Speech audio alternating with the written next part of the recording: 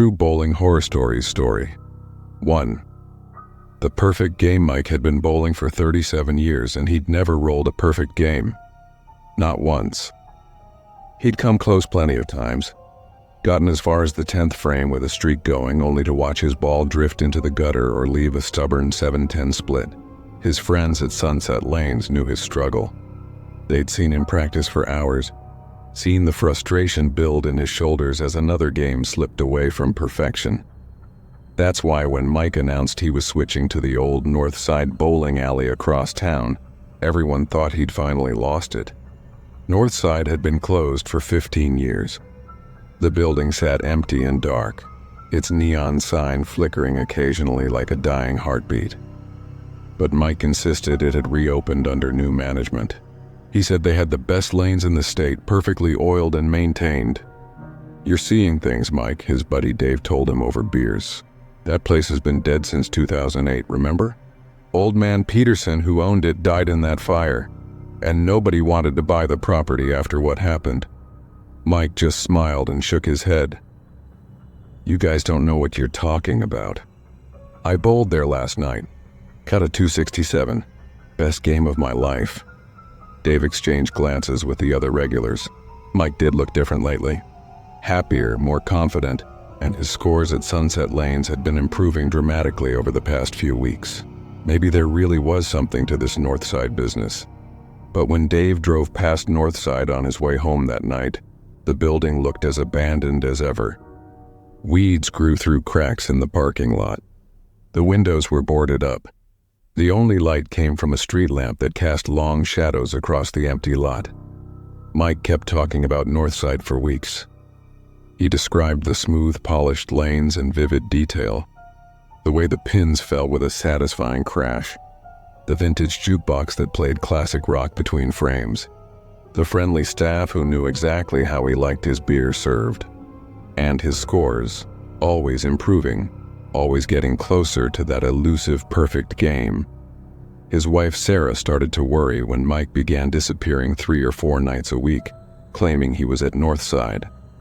She followed him once, but her car broke down halfway across town, and by the time she got it running again, it was too late to catch up.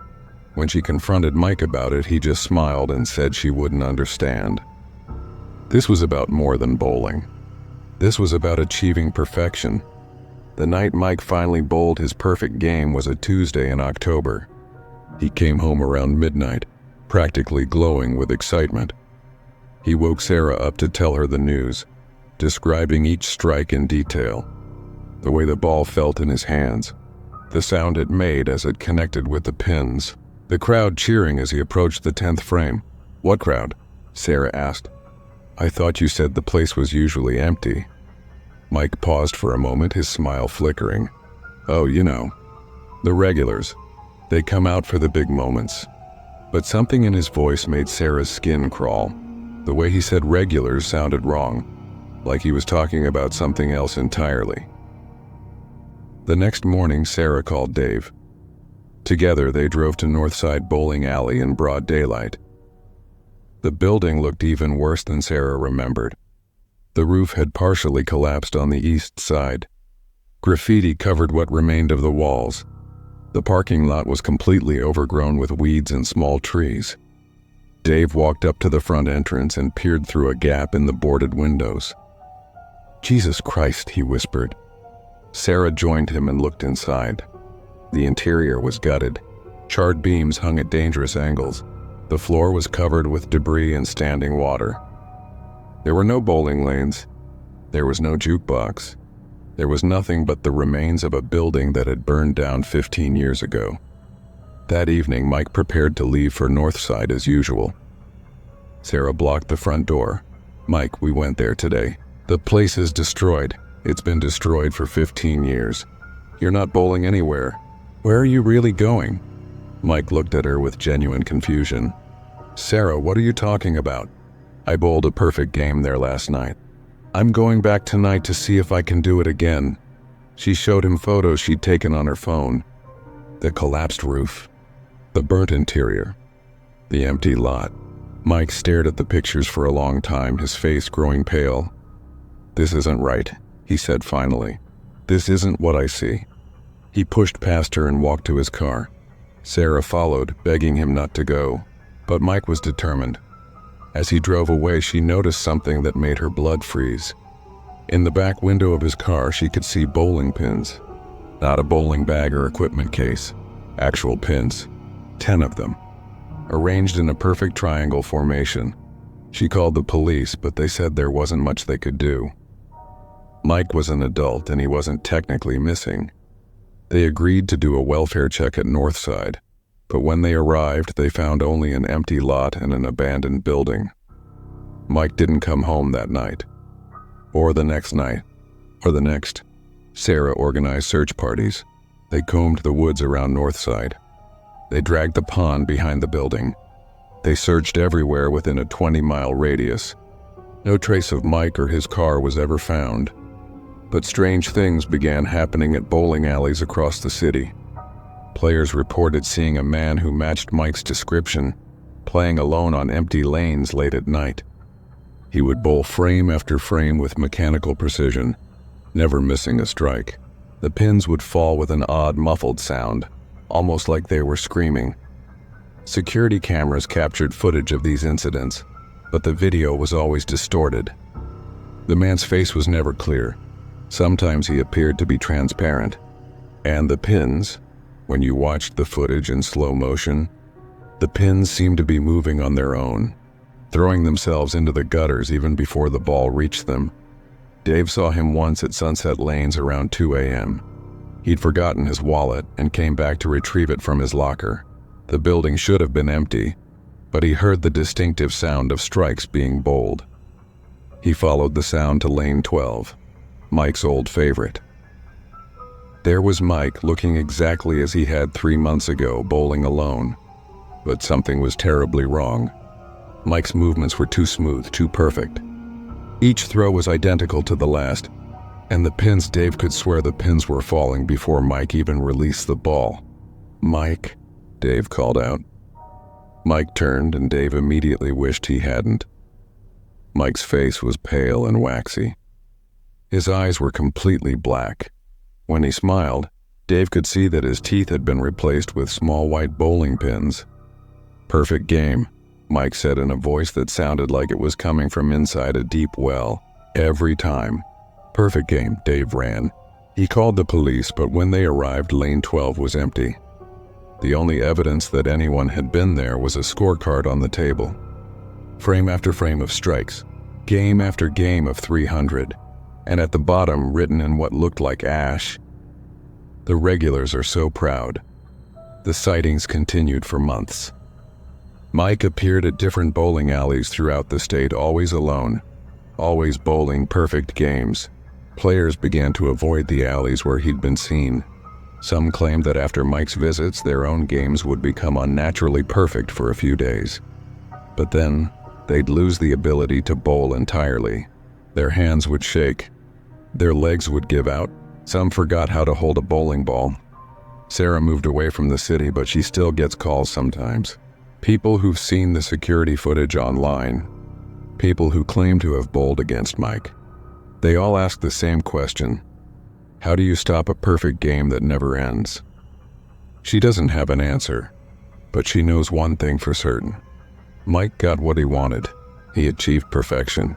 The problem is, once you're perfect, there's nowhere else to go. Nothing left to improve. Nothing left to strive for. Nothing left to be human about. And sometimes, late at night, Sarah still hears the sound of bowling pins falling somewhere in the distance. Always strikes. Always perfect. Always the same muffled crash, like screams being swallowed by the darkness. The sound follows her wherever she moves. Because Mike isn't just bowling at alleys anymore. He's bowling everywhere. In empty parking lots. In abandoned buildings. In the space between sleeping and waking. Rolling his perfect games for an audience of the dead. Trying to prove over and over again that he finally made it. That he finally became perfect. Even if perfect means you're not really alive anymore.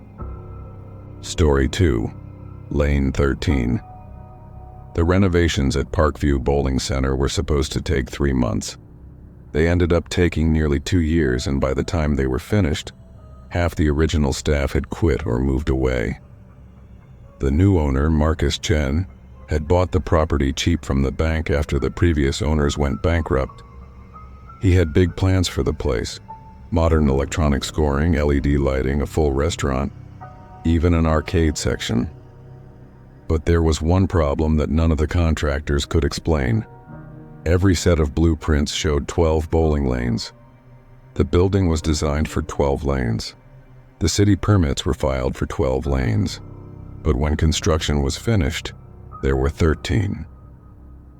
Lane 13 sat at the far end of the building, slightly separated from the others. It looked identical to the rest: polished hardwood, electronic pin setting, digital scoring display. But nobody could figure out how it got there. The architectural plans showed that space as a storage room. The electrical schemers didn't account for the power running to that section. Yet there it was, perfectly constructed and fully functional. Marcus decided not to look a gift horse in the mouth. An extra lane meant extra revenue. He had the city inspector come out to approve the addition, and although the man seemed confused by the discrepancy in the paperwork, he signed off on it. Lane 13 was officially part of Parkview Bowling Center. The grand reopening was scheduled for a Friday night in November. Marcus hired most of the old staff back, including Jenny, who had worked the front desk for 8 years. She was the one who first noticed something odd about Lane 13. "Nobody wants to bowl on it," she told Marcus during their first week. "I've assigned probably 20 groups to that lane, and they all ask to switch. They say it feels cold over there." Marcus walked over to Lane 13 and stood behind the foul line. The air did seem cooler, but that could be explained by its position near the building's corner. What couldn't be explained was the sound.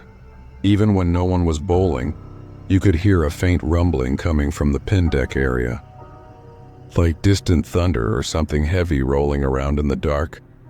"Maybe there's an issue with the pin setting machine," Marcus said. "I'll have the tech guys take a look."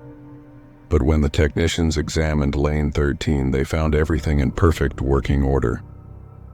The pin setter operated smoothly. The ball return functioned normally. The electronic scoring system worked without any glitches. They couldn't identify the source of the rumbling sound, though they all admitted they heard it. "Probably just the building settling," one of them said. "These old places make all kinds of noise." As the weeks went by, Marcus noticed a pattern. Lane 13 remained empty most nights, even when the other lanes were fully booked. When groups did use it, they rarely stayed for more than one game. They complained about the temperature, the strange sounds, and something else that Marcus initially dismissed as imagination. "The pins look different," one customer told Jenny.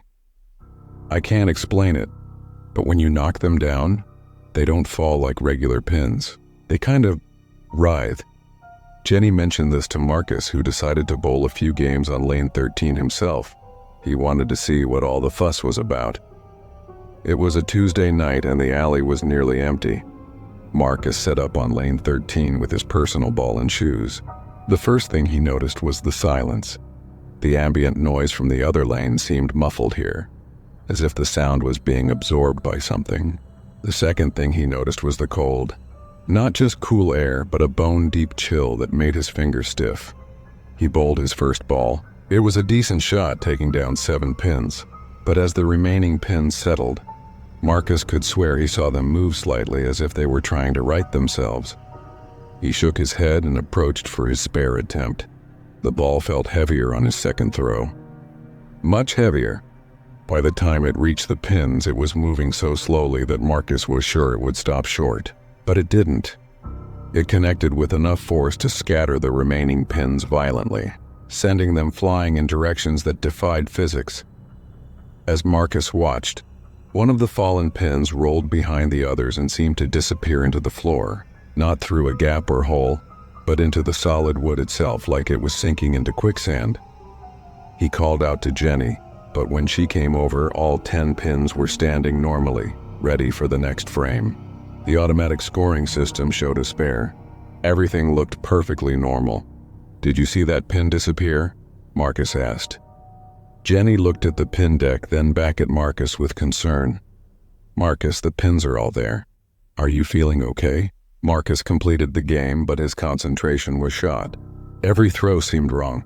The ball felt different each time, sometimes light as a balloon, sometimes heavy as a boulder.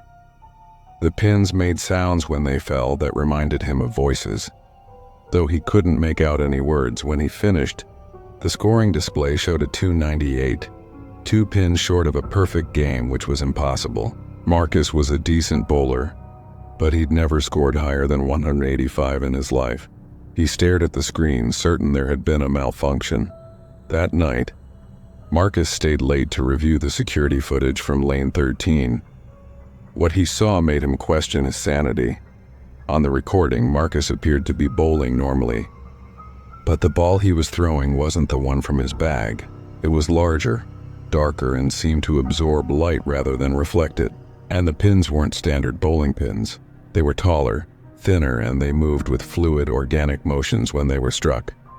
Most disturbing of all, there were figures standing behind the pins, shadowy shapes that looked almost human but wrong in ways Marcus couldn't articulate.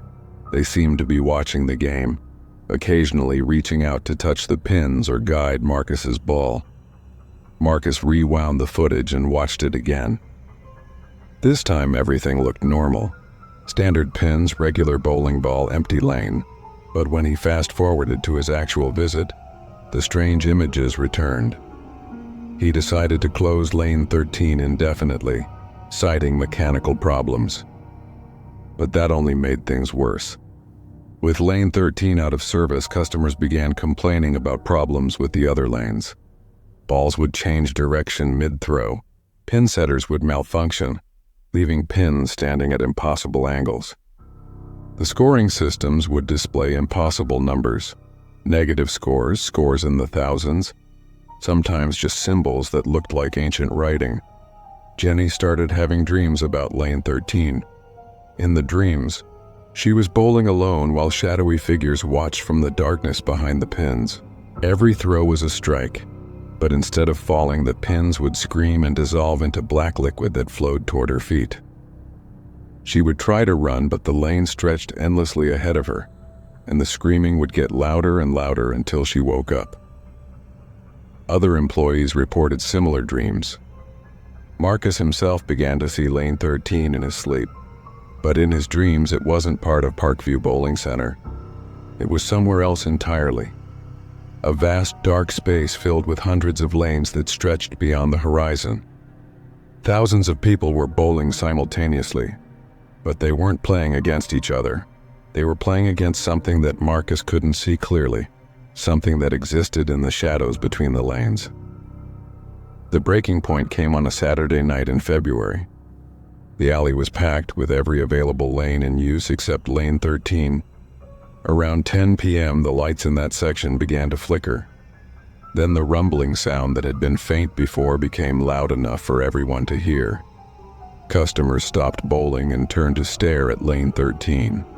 The electronic scoring display was active, showing a game in progress even though no one was playing. Frame by frame, strikes were being recorded. "Perfect shot after perfect shot, Marcus," Jenny whispered, pointing toward the lane. There was someone bowling on lane 13, a tall, thin figure in dark clothing, but when Marcus looked directly at the figure, it seemed to fade, becoming translucent. He could see through it to the empty lane beyond. The figure bowled its final frame, 3 strikes for a perfect game. As soon as the last pin fell, every light in the building went out. In the darkness, Marcus could hear the sound of bowling balls rolling on all 13 lanes simultaneously, even though he knew no one was playing. Emergency lighting kicked in after a few seconds, but when normal power was restored, lane 13 was gone. Not just unused, actually gone. In its place was a blank wall with the same wood paneling as the rest of the building. It looked like it had always been there. Marcus checked his records the next morning. According to every document he could find, Parkview Bowling Center had always had 12 lanes. The city permits, the architectural plans, the insurance policies, everything showed 12 lanes. There was no trace that a 13th lane had ever existed, but the dreams continued. Marcus, Jenny, and several customers still dreamed about Lane 13. In the dreams, it was always there, always waiting. Sometimes the dreams felt so real that people would drive to Parkview in the middle of the night, convinced they would find the lane again. They never did. But sometimes, when the alley was closed and dark, passing drivers reported seeing lights in the building. Specifically, they saw the glow of a single active lane at the far end, where Lane 13 used to be. Marcus tried to sell Parkview Bowling Center 6 months later, but no buyer would commit. During every inspection, potential buyers would ask about the strange space at the end of the building. They could sense that something should be there even though nothing was. The alley is still open, but it's never quite recovered. Customers complain that the other lanes don't feel right. Balls roll differently, pins fall wrong, and late at night when the building is empty, you can still hear the sound of strikes being bowled on a lane that doesn't exist. Marcus sometimes wonders if Lane 13 is still there, just not in a way that normal people can see. Maybe it exists in the space between what is and what should be. Maybe the figures in the darkness are still bowling their endless games, waiting for someone to join them. He hopes he never finds out for sure. But every night, when he locks up and turns off the lights, he can't help but count the lanes one more time, just to make sure there are still only 12 so far. There are.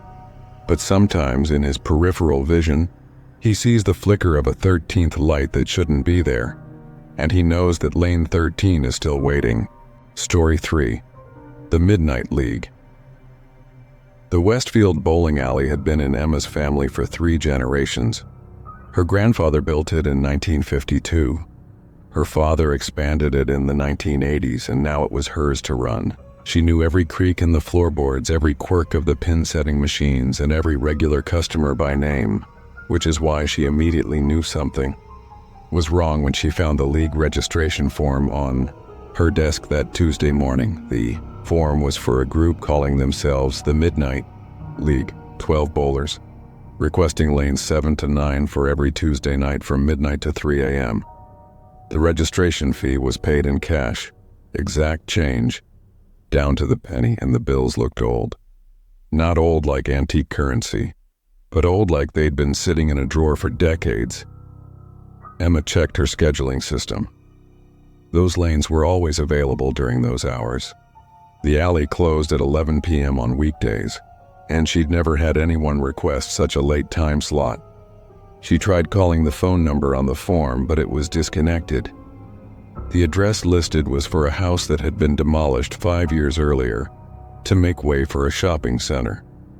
She decided to wait and see if anyone showed up that Tuesday night.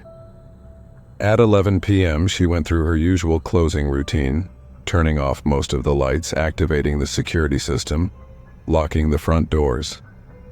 But instead of going home, she parked across the street and waited. At exactly midnight, 12 people walked up to the front entrance of the bowling alley. Emma couldn't see their faces clearly in the dim streetlight, but she could tell they were dressed in matching shirts, the old-fashioned kind that bowling teams wore in the 1960s. They stood patiently at the locked doors for several minutes, then simply walked through them, not opened them, walked through them. Emma sat in her car, gripping the steering wheel, trying to process what she'd just seen. The security system hadn't been triggered. The doors were still locked, but 12 people had somehow entered her building. She called the police, but when they arrived and searched the alley, they found nothing. No sign of forced entry, no evidence that anyone had been inside. The security cameras showed empty lanes from midnight until 3 a.m., but Emma swore she could hear the sound of bowling coming from inside the building during the entire search. The next week, another registration form appeared on her desk. Same handwriting, same old cash payments, same request for Tuesday nights. This time, Emma decided to be inside when they arrived. She hid in the office with the lights off, watching the lanes through the small window. At midnight, the fluorescent lights above lanes 7-9 flickered on by themselves. A moment later, 12 figures materialized on the lanes. Not walked in, materialized like they were stepping out of shadows into reality. Emma could see them clearly now. They were definitely wearing vintage bowling shirts, but the fabric looked wrong. Too stiff, too faded, like cloth that had been underwater for a long time. Their movements were oddly synchronized. When one person bowled, the others would turn their heads to watch with mechanical precision. She tried to get a better look at their faces, but something strange happened. Whenever she focused on any individual bowler, her vision would blur, or her eyes would water, making it impossible to see clear features. It was like trying to look directly at the sun. The group bowled for exactly 3 hours. Each player threw their ball with identical form. Each ball traveled down the lane at the same speed, and every single throw was a strike. Perfect game after perfect game after perfect game. When the clock struck 3 a.m., the figures simply faded away, like fog dissipating in sunlight. The lights above lanes 7 to 9 turned off, leaving the building in darkness once again. Emma spent the next day researching the history of her bowling alley. She went through old records, newspaper articles, and city documents. What she found made her stomach turn. In 1967, there had been a fire at Westfield Bowling Alley. It happened on a Tuesday night during a league tournament. 12 bowlers were trapped in the building when the exits became blocked by smoke and flames. All 12 died from smoke inhalation.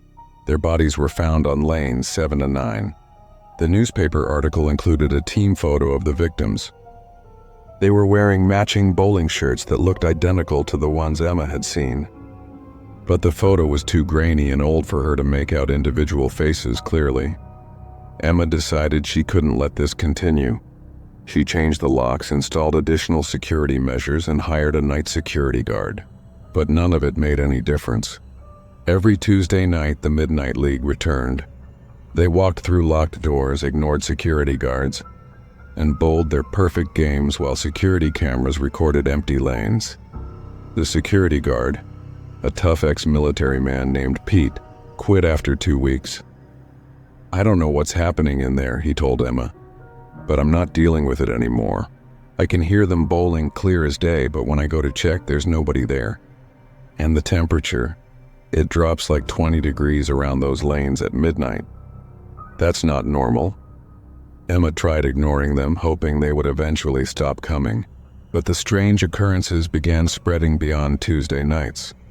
Customers during regular hours started complaining about problems on lanes 7 to 9. Balls would roll in perfect straight lines regardless of how poorly they were thrown. Pins would reset themselves between frames. The electronic scoring would show impossible scores, sometimes negative numbers, sometimes scores that climbed into the thousands. One customer claimed his ball disappeared halfway down lane 8, only to reappear at the pin deck and knock down all 10 pins with supernatural force. Another reported that the pins on lane 7 were arranged in formations that spelled out words, though he couldn't remember what the words said after he left the building. Emma's business began to suffer. Regular customers stopped coming. New customers would try lane 7 to 9 once and never return. The local high school bowling team asked to switch their practice location because several students claimed they saw ghost bowlers practicing on those lanes during their sessions. Desperate for answers, Emma decided to try communicating with the Midnight League. She arrived at the alley on a Tuesday night with a notebook and pen, determined to make contact. As usual, the 12 figures materialized at midnight. Emma approached lane 8 carefully, staying behind the seating area. When she got close enough, she called out, "Excuse me, I'm Emma. I own this bowling alley." The 12 bowlers stopped simultaneously and turned to look at her. Emma immediately regretted trying to see their faces.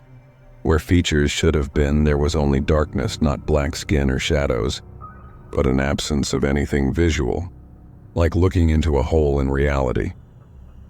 One of the figures spoke, though its mouth didn't move.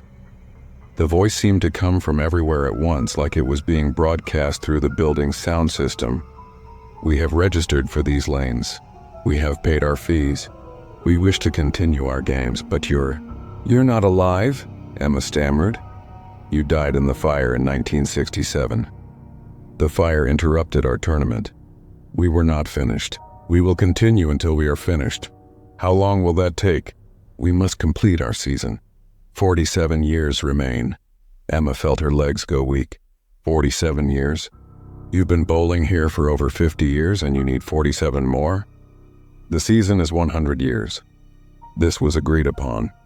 We will continue. Emma tried to argue, tried to explain that the alley had changed hands, that she needed to use those lanes for paying customers. But the figures had already turned back to their games. They bowled in perfect silence for the remaining hours, then faded away as the clock struck 3 a.m. Emma researched further and discovered something that chilled her to the bone. The 1967 fire had occurred during the championship game of a century-long tournament that had started in 1917. The tournament was designed to run for exactly 100 years, with the same teams competing in shifts across multiple generations. The Midnight League had been scheduled to play the final championship round in 2017. They had 50 years left to complete their century-long season. Emma tried everything she could think of to break the cycle.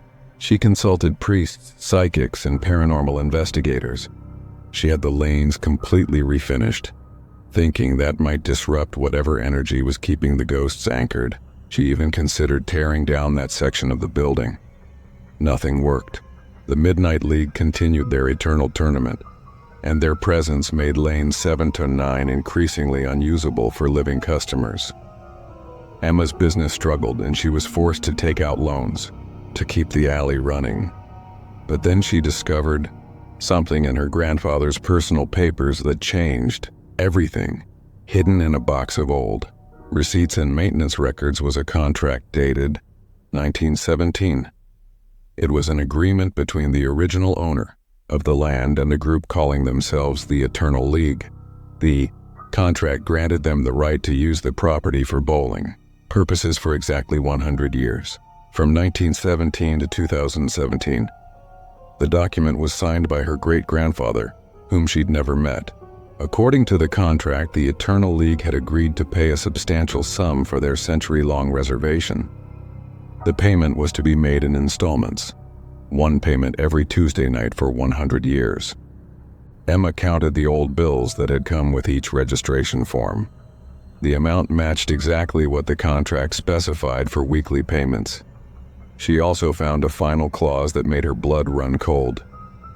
If the Eternal League was prevented from completing their century-long tournament, they had the right to extend their reservation indefinitely, adding penalty time equivalent to any interruptions. The fire in 1967 had interrupted their tournament for several years while the alley was rebuilt. Those lost years had been added to their contract, extending their reservation well beyond 2017. But Emma also found something else. A cancellation clause. If the current property owner formally acknowledged the contract and agreed to honor it without further interference, the Eternal League would complete their tournament on schedule and depart forever. Emma had a choice. She could continue fighting them, risking that they might claim additional penalty time and extend their stay even longer, or she could accept their presence for the remaining years and hope they would honor their agreement to leave. She chose to honor the contract. On the next Tuesday night, Emma left a note on lane 8. Your reservation is acknowledged and will be honored. Please complete your tournament without further delay. The next morning, she found a response written in the same old-fashioned handwriting. Agreement accepted. Final game December 31st, 2024. That gave Emma a specific end date. She could endure anything if she knew it would eventually be over.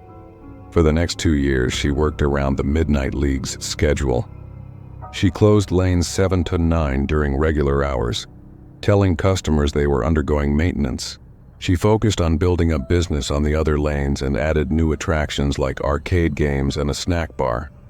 The arrangement worked better than she'd expected. With the ghost bowlers contained to their designated time slot, the rest of the alley functioned normally. Emma's business gradually recovered. As December 31st, 2024 approached, Emma felt both anticipation and dread. She wanted the Midnight League to honor their agreement and leave, but she was also curious about what would happen during their final game. She decided to watch. On December 31st, Emma positioned herself in the office with a clear view of lane 7-9. At midnight, the Midnight League materialized for the last time, but something was different. Instead of 12 bowlers, there were dozens of figures filling the lanes. Shadowy spectators lined the seating areas. The entire space buzzed with supernatural energy. This was clearly the championship game they'd been working toward for over a century. Emma watched as the original 12 bowlers took turns, each throwing with the same mechanical precision they'd shown for years. But now their perfect strikes seemed to carry more weight, more finality.